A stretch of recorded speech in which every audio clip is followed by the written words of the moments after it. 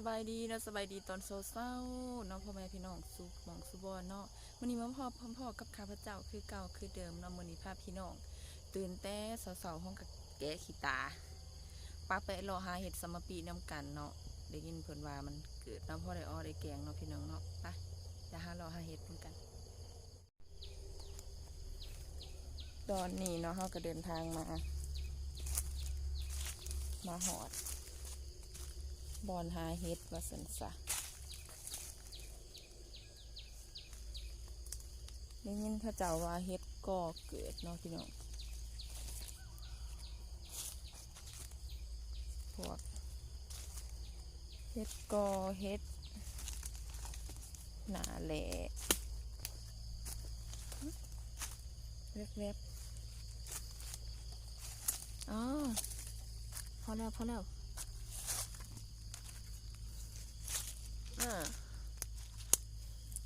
นี่กำลังเกิดจีน้อยเห็ดหนาแหล่เนาะ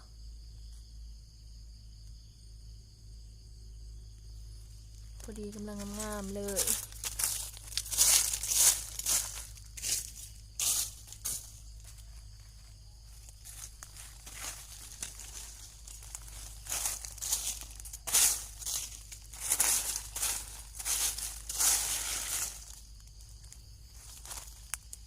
บบี้เนาะห้องกระเยือน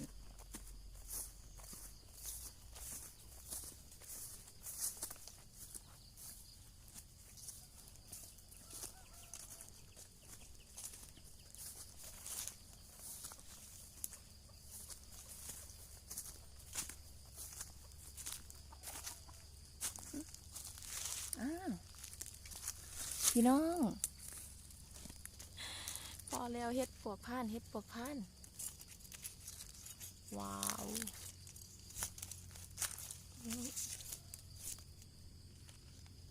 เฮ็ดปวกผ่านเนาะเฮ็ดปวกผ่านกับจะแตกต่างกับเฮ็ดปวกธรรมดานี่ค่อยมานแล้วโอ้ยลงเฮือนถึงมืออีตัวมื้อนี้เนาะ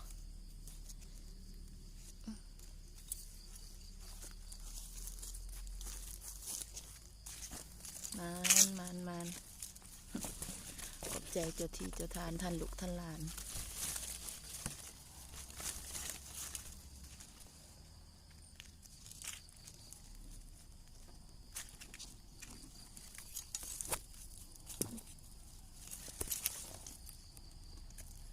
นี่ก็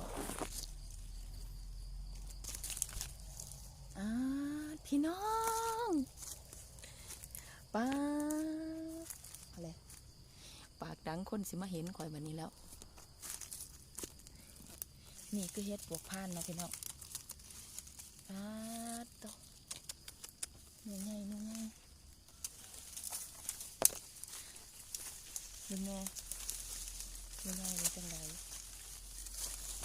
งเลยจังใดพี่น้องฝุ่นล่ามไปเบิดเนาะแถวบริเวณโพนนี่เบิดเลยมาเก็บน้ำกันอย่าละเมะลำไรเดี๋ยวคนสิมาเห็น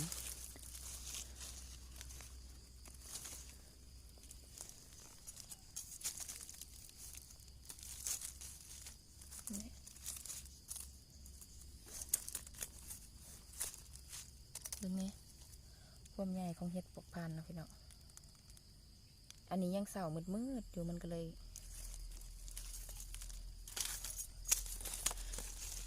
ค่อนข้างที่จะที่ตัว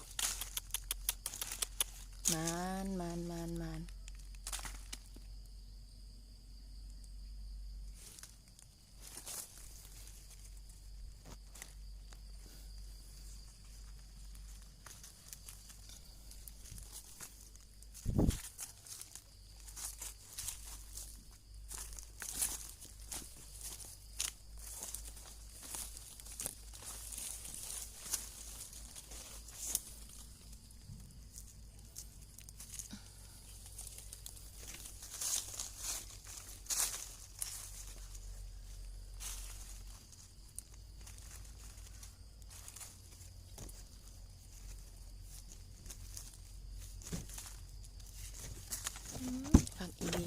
บริเก็บเฮ็ดปวกผ่านมานี่แต่ดุนๆแล้ว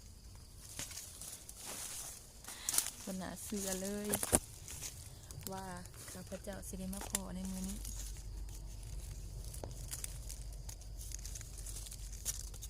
นี่แหละเพิ่นว่าคนดวงดี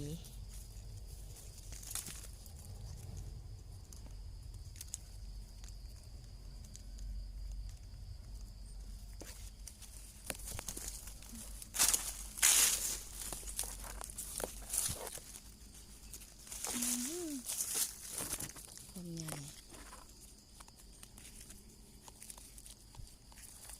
ดอกใหญ่คักแน่อีหลีหรอ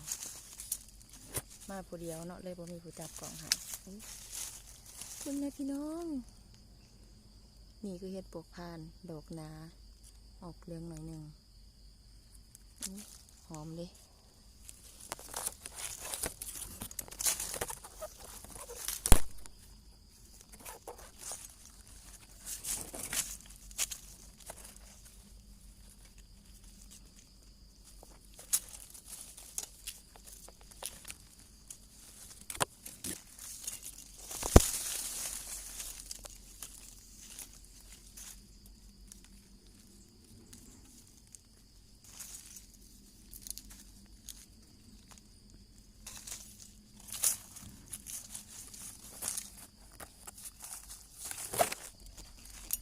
เก็บไปเรื่อยๆเนาะพี่น้อง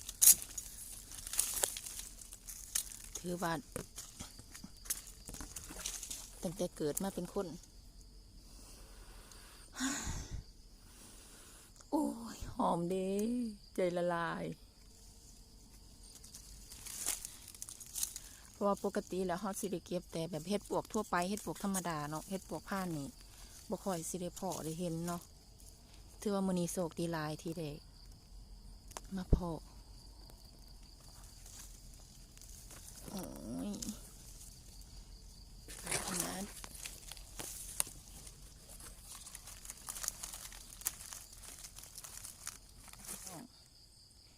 เฮ็ดปวกผ่านที่เก็บเมื่อกี้นี่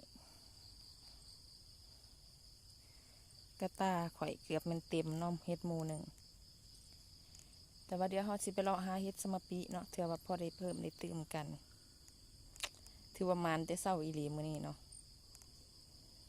คักขนาดเลาะไปเรื่อยๆเนาะพี่น้องตอนนี้เฮามาเลาะหาหยังหานี่จ้าหาเฮ็ดสมปีอุ้ย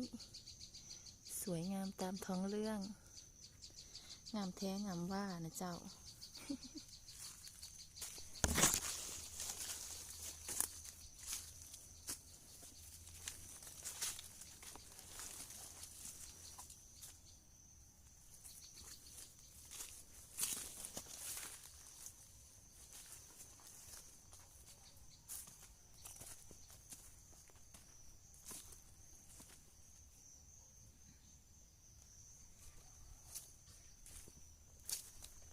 เลาะหาไปเรื่อยๆเนาะ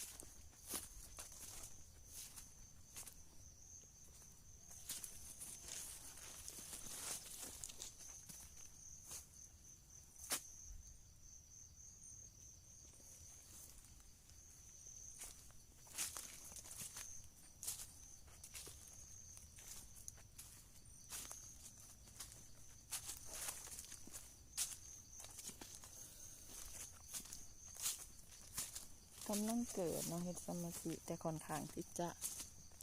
ยังบ่ทันหลายปานใด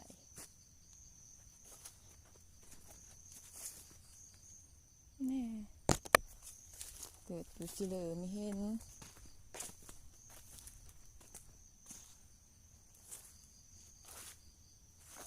นซ้ำอ๋อเห็นแล้วโอ้ยยังงามอยู่เพิ่นขี้ลายเป็นไรพอเอาได้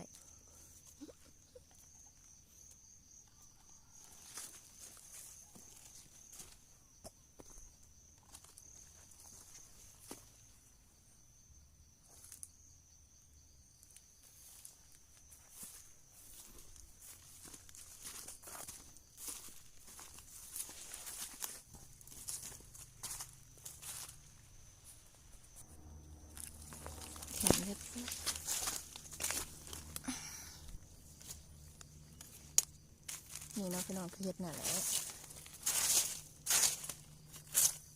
กำลังเกิด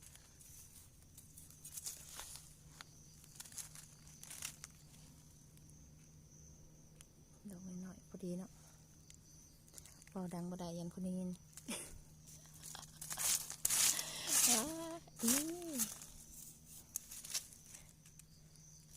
พอดีเลยพอดีเยือนมืออื่นมาเฮือนะสิเกิดหลายกว่านี้เนาะ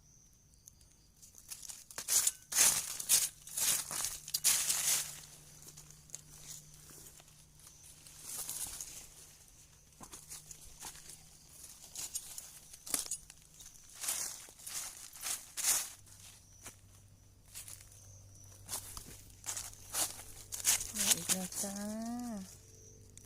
อุ้ยพอดีงามพอดีว่าส่วงนี้ฝนบ่ตกพอดีเนาะดอกเฮ็ดมันก็เลยพอดีงามสวยงามมากๆ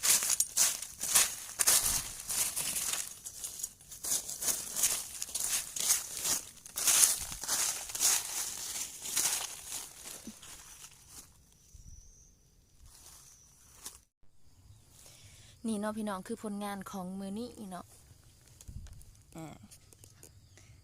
พอได้ได้แกง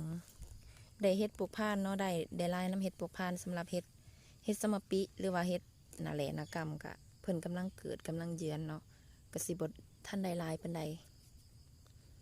แค่แน่แต่ได้เฮ็ดปลูกพานพี่น้องเอ้ย